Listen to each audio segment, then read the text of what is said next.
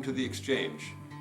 We're an arts organization dedicated to bringing the arts to all communities throughout our region, centered here in our gallery on Main Street in Bloomsburg, Pennsylvania. The current gallery show is called What I Did in Quarantine. We put out the call in late 2020 to artists throughout the region and beyond, asking them to submit work that they had done in the last 9 or 10 months during the pandemic crisis. The work could be absolutely anything, two-dimensional, three-dimensional, could be a painting, could be a sculpture, could be a video. And as always, we encourage artists of all ages and levels of experience to enter work here. The show has about 110 pieces in it by more than 50 artists. They range in age from people who have been showing art their whole lives throughout this region and beyond, to people who are showing work for the very first time in this show here. And some of those people are adults, people my age, some even a little bit older, and 2 4-year-olds, 2 5-year-olds, and a 7-year-old. We are dedicated to bringing the arts to all communities and making the art world accessible to everybody. All the work has to do is fit through the front door, and here it is. Because of the sheer quantity of work in this show, I can't show you each and every piece in the course of this video. But if you go to exchangearts.org, under the Exhibits tab, you can find a walkthrough of the show, photographs of the gallery taken from many angles with all of the pieces. And from that point too, you can click a link that gets you to a page on our Art of PA website, the e-commerce page for What I Did in Quarantine. That page has an image for each and every one of the 110 pieces in the show. As you scroll down, you can click on every one of those, see the artwork up close, and get more information about it. The artist's name, the name of the piece, the size of the piece, the medium, and the price you can buy from right there.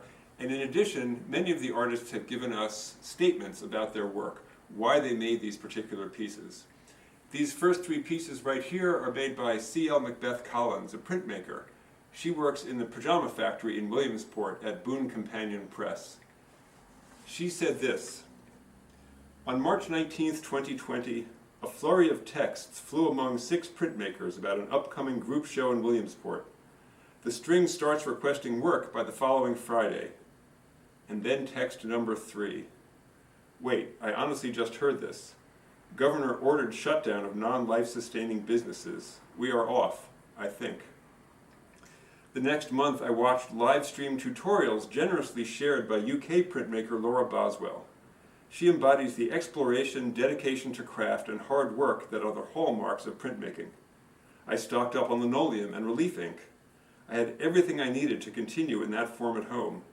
But I missed the intaglio process, the inking, the tarlatan, the paper, and the etching press, kindly on loan to my small studio at the Pajama Factory from artist printmaker Chad Andrews at Studio Paper Plus. In May, I returned to my studio, Boone Companion Press, to print the collograph plates I had built in February and March. I was a bit teary-eyed as I unlocked the studio door and stepped back into my wonderful space and intaglio printing. This series addresses thoughts of identity and societally expected gender symbols growing up in the 1950s. My talented mother made most of my clothes, often from a cousin's hand-me-downs. I build some of these dresses using adhesive aluminum tape and paper. I remake them, and I remember. As a child, I also remember not being allowed to go to swimming because of polio. I remember thinking the world was ending on a night I now realize was the Cuban Missile Crisis. I remember crouching under my desk in duck-and-cover drills and a school trip to the closest fallout shelter where we were assured there would be canned goods and crackers. It is mind-boggling to imagine what today's children will remember of their growing up time. These 4 pieces give us some sense of the range of work that appears in this show. Kim Cuss started a business this summer, selling pierogi, making handmade pierogi and selling them. This is a piece by Sylvia J. Denger, mixed media piece. We have a piece in oil by Bryn Lewis. We have an ink and watercolor piece by Bennett Lipski. Bennett says, "I create because I feel it is what I have to do. It is how I help myself understand ideas. I create work for people to see and react in their minds. My hope is that my work pays off by impacting others, and most importantly for myself, I hope my work glorifies God. Everyone should create, whether one becomes well known for it or not. What matters is expressing ideas in individual ways. Jesus Salas-Elorza, who's a Spanish professor at Bloomsburg University, made this piece, this tapestry. It is called Cempasúchitl, Flowers for the Dead. Marigolds in Mexican Spanish are called Cempasúchitl, a word borrowed from Nahuatl, the Aztec language. The lower part of the tapestry is the underworld, with crosses and marigolds. The upper half depicts the ascending souls of the dead. The tapestry is his personal memorial to remember those who have died from COVID-19 around the world. The tapestry is made from recycled wrapping paper and yarn. This is a still from one of the 4 videos that Jeremy dePrisco sent us for the show. Jeremy, aka Shiva Songster, is a Pennsylvania musician, composer, performer, and sound artist, using improvisation, collaboration, and noise to examine and recontextualize the alienation inherent in media influence, socially constructed reality, conspiracy, and myth. He works with field recordings, guitar, electronics, synthesizers, radios, found sounds, homemade gadgets, and processed video.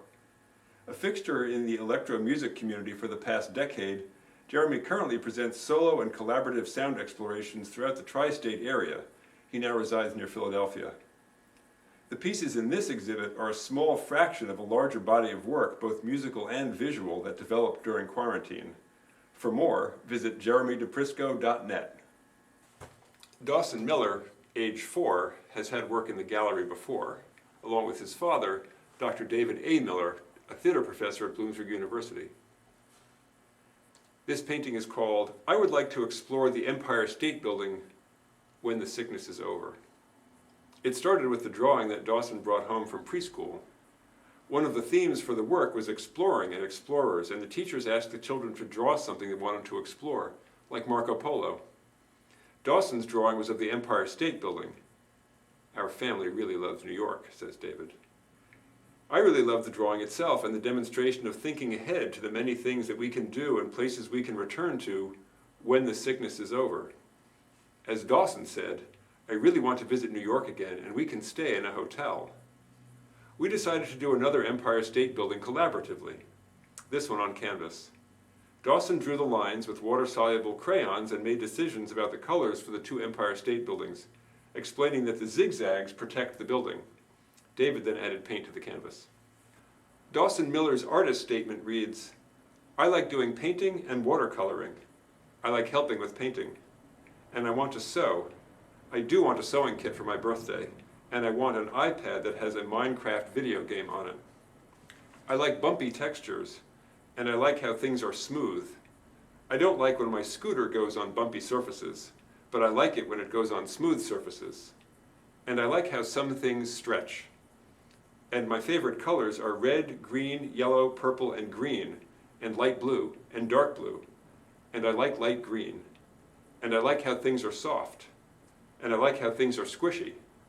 I like how stuffed animals are so snuggly.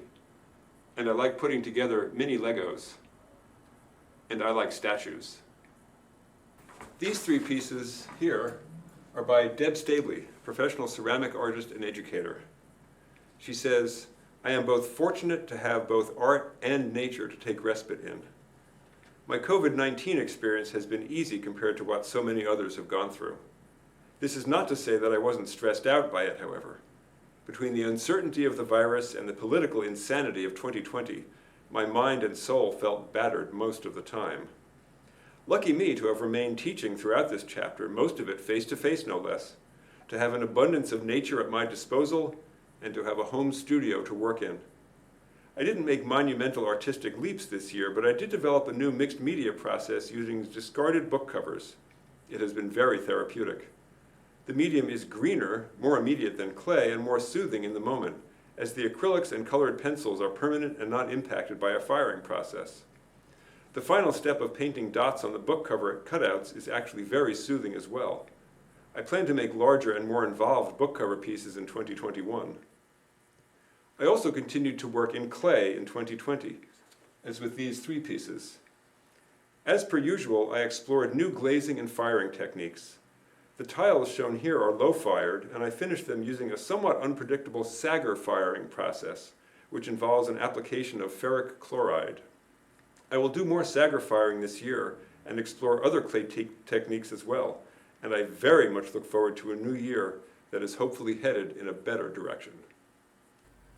These three pieces are by Miriam Helbok. Each one has a quote from Samuel Johnson from 1762.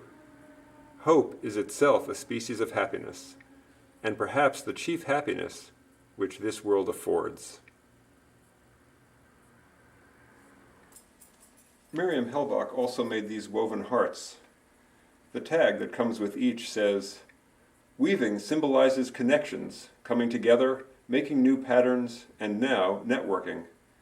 This woven paper heart represents the hope that your connections to others and the world and your feelings of connectedness and togetherness will bring you comfort, pleasure, and strength in the days, weeks, months, and years ahead." Bob McCormick, a regular exhibitor here at the Exchange and also until recently a member at Art Space around the corner on Center Street, brought us three pieces for the show. In addition to two by his great nieces, Mary and Lucy. For Bob's piece here, Lines of Light on Sleeping Water, he also provided us a poem titled "In the Afternoon." In the afternoon, when the sun does shine and the sound of tires splashed through the rain, sits 1/100000th of a life in a leather swivel chair, knowing nothing but the nothing of the day's pressing affairs, vaguely trying to decipher, falling down, down, down, down, down, a vacant stare. Through blue-tinted glasses time soared, luring us to a point beyond our distant standing, as we do on light-blinded days. Light-blinded, dazed by the dimness of the settling ever night, wading through black waters toward the moss-grown shore. Lines of light on the sleeping water, freight-filled arcs and metal arches, float and gird the hardened city, wrapped in ribbons of the night. Within the walls all must wander, men of Mercedes, tough men and ladies, ladies who lunch, and workwomen hunched, and a few left who listen to currents of air, who follow airplanes with their eyes, and sleep for dreaming of night skies, when they dodge the telephone wires, as they rise, as we rise. Fish swim in the sea. I ride the sky. Space is the ocean to me, and when I'm traveling, we're all traveling to somewhere. Gina Dignazio brought us two pieces for the show, including this acrylic piece called Pink and Blue. Gina says, "The extra time that I spent at home during 2020 gave me a chance to experiment with some arts and crafts techniques that I had not used before. One of these techniques was acrylic paint pouring, which I used to make pink and blue. Another technique I tried was photo transferring, which I used to make Through the Trees."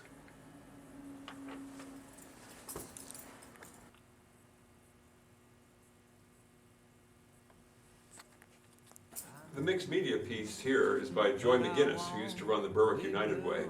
This is the very first piece that she has ever shown in a gallery anywhere. This photograph here is one that I took in 1981. I was 15 years old. It was a snow day when my father and I had the day off from school. We went down to the river in our neighborhood in the Bronx. For 25 years, beginning at the age of 6, I used a series of cameras to take thousands of black and white photographs and a relative handful of color slides. In 1997, with the birth of our first child, I put serious photography aside, and over the next dozen years I shot 1,000 rolls of color snapshots, mostly of our family. In late 2009, I bought my first digital camera and returned to the photographic passion of that earlier quarter century, chasing trains, predominantly steam trains. You can see examples of the last decade of my photography and the writing I've done to go with it on my website, wheresteamlives.net. During the initial lockdown in the early spring of 2020, I wrote a few articles for publication in railfan-oriented magazines, and to illustrate them, I went back to my old negatives and began photographing them. With a full-frame digital single-lens reflex camera, a DSLR, I can get almost the resolution of a high-quality scanner and much faster. After 9 months of intermittent work, I have just barely scratched the surface of my whole collection of images, but I have already found many things that I had no memory of, like buried treasure. This photo dates from the late winter of 1981, during one of New York City's biggest March snowstorms ever. My father and I got out of school and went down to the railroad in our neighborhood, next to the Hudson River, to take pictures of trains. And I had the good sense, even at age 15, to make this photo of the men working to clear snow from the bridge spanning Spuyten-Duyvil Creek that separates the Bronx from Manhattan. In my back door someday,